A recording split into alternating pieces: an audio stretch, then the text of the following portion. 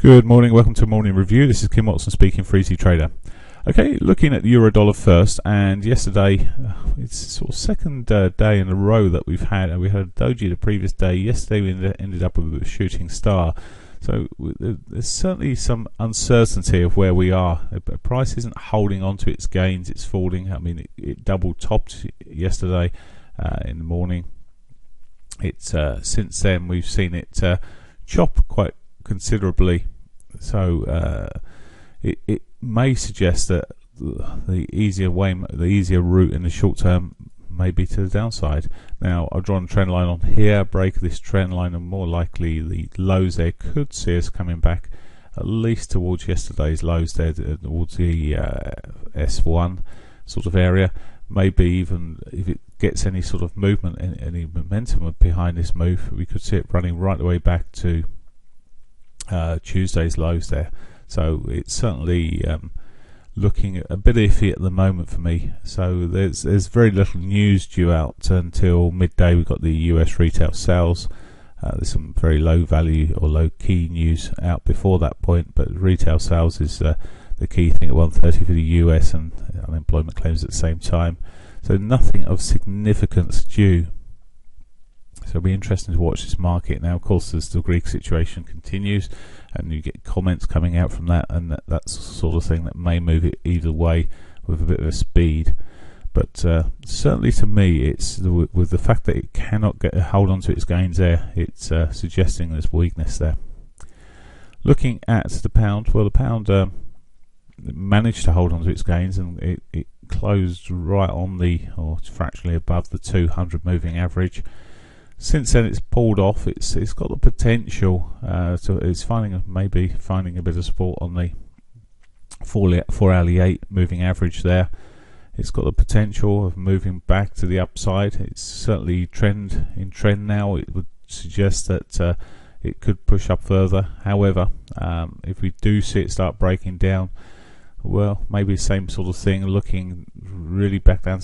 It has got support, the 34 and 50 below us, so it's maybe the 50.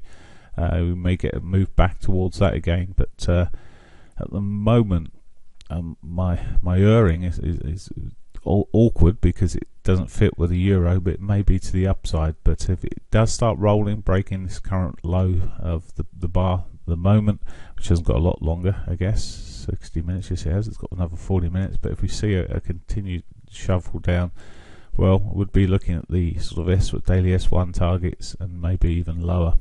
So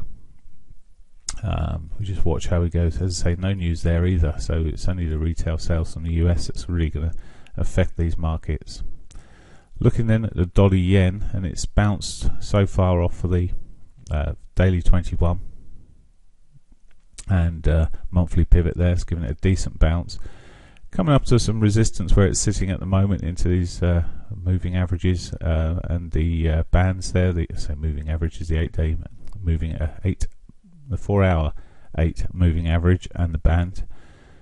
Short term, we just run up to the daily pivot there. This could, I was looking as we could draw a trend line looking for a retest of yesterday's lows here. If you get any sort of momentum to the downside. Other possible targets, well, the 50 never got hit yesterday above us, so if it does start pushing upwards, maybe towards the 50, and then if any momentum comes through, I'd be looking really at the S1 and that 200 moving average maybe as sort of targets throughout the day if it gets in a move in that direction. Okay, looking then finally at the Aussie dollar.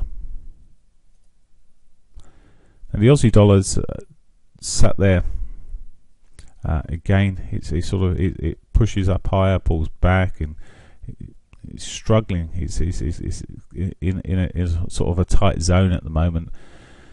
There was some good news, relatively good news throughout. The unemployment dropped, employment numbers improved, industrial production in China improved, which would have helped it fractionally.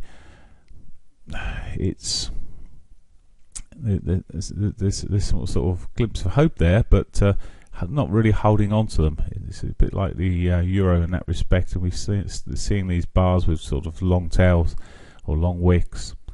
I would looking at what's going on here, really to me it's erring towards the bearish side. Already hit the daily pivot there prior to the news, but we'll be watching for any sell-offs, watching for the break of this sort of trend here.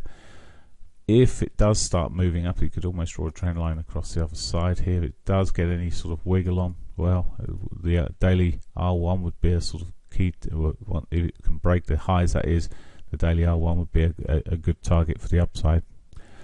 Okay, that's it for me. As I say, the news is pretty scarce until 1:30, so I hope you have a great day. Bye for now.